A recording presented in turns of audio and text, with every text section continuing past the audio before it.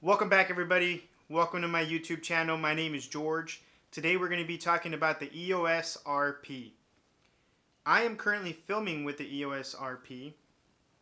I bought this camera when it first came out, and I've used it from everywhere from weddings to sports to red carpet events, family photo shoots, engagements, you name it. I've used this camera for pretty much everything.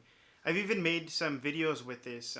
So I'm going to roll the clips and I'm going to roll some pictures. That way you can see what I've gotten with this camera. I've only ever used 3 lenses. That is the 70-200 Sigma sports lens f2.8, as well as the 20mm f1.4 from Sigma, the art series. And the third lens I've shot with is a 50mm f1.2 RF lens from Canon. So I'm going to show you the videos and some pictures, and you let me know what you think, and then we'll talk a little bit more about this Canon RP.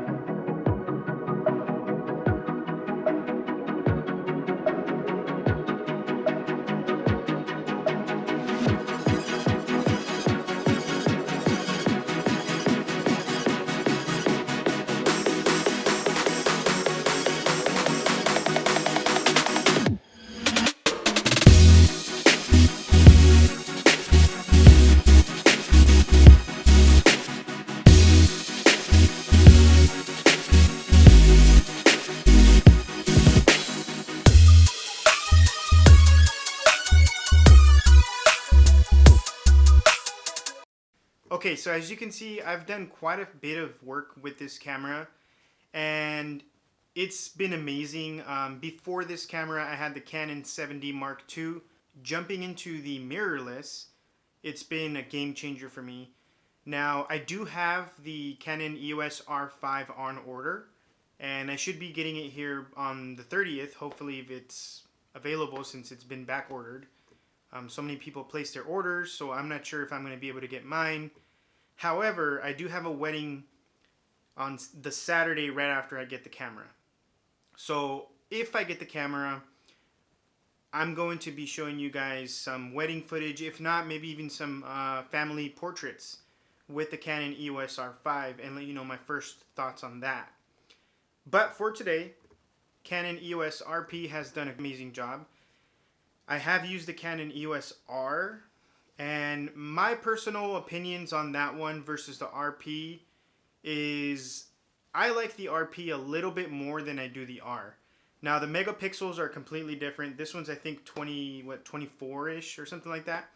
And the EOS R is I think 36 or 34 megapixels. So one thing I've noticed about the EOS RP is that the eye autofocus is way better on this system than it is on the R, and that's with both firmware updated on both cameras to the latest updates. And I've found that the RP snaps onto the eye even on lower light than the EOS R. Another great feature that I like is that I don't have to use a big battery grip. Yes, I do have to change batteries more often than I would with the R. However, I like that it's very small and compact, smaller than the R, small enough that I don't have to take up that little bit of extra room for a battery grip. So my thoughts overall on the EOS RP is that it's an amazing camera, definitely a great starting camera if you want to jump into the mirrorless with Canon. Now, I've had such a good experience with the EOS RP that I'm going to be jumping into the R5, and this camera here is going to be my backup camera. If I need to shoot video, I need more than one angle, this is going to be my other camera to go to. Now this does 4K at 60 frames per second, and I'll be able to match that with the Canon EOS R5 if I need to. I don't do much video work. However, when I do prefer that both cameras match with the color science. So overall, the Canon RP has been a 10 out of 10 camera for me. Definitely a better upgrade than the Canon 7D Mark II. Although the 7D Mark II, when I used to have that camera, the 10 to 12 frames, I forget which one, but let's just say 10, I think it's 10 frames per second. It was really nice to capture those moments when you really needed to get those moments. For example, when the bride and groom give their first kiss, you hold the trigger and you will get the perfect shot on that. As well as in sports photography, when the soccer player kicks the ball, you want to get the picture where they're about to or they're just touching the ball, as well as when the ball is away and out of frame. Not out of frame, just in the air. So that's one of the really nice things about that. So with the new Canon EOS R5, that's going to be capable of shooting 12 or 20 frames per second. So that's going to be nice whenever you're in those situations like that. Another place where I actually used a high frame rate was on red carpet events. I don't know if I have, I'll see if I can put the pictures on here, but I took pictures of Bella Thorne walking down the red carpet, and I had to do a high frame rate because what she wanted to do was to walk down the red carpet and just show off the dress as she's walking towards the camera. So in that instance, I used a high frame rate, and with this camera, which is what I used, it was only about 4 or 5 frames per second, and which is not bad, but I wish I would have had more. So I'm going to play a clip of that. I'm going to show you the sequence of those pictures to kind of show you where it is where I need the high frame rate.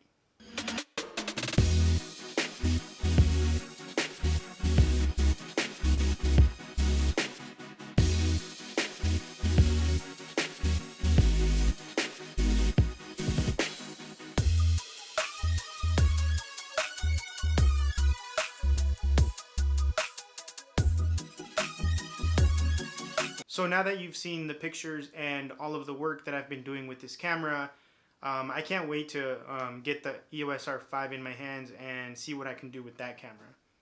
So thanks for watching, and this camera definitely is a 10 out of 10 for me. And with the EOS R5 coming out, and I can't wait to have it in my hands, I'm pretty sure that's definitely going to exceed that 10 out of 10 level for me, at least for what I do in my photography. So thanks for watching.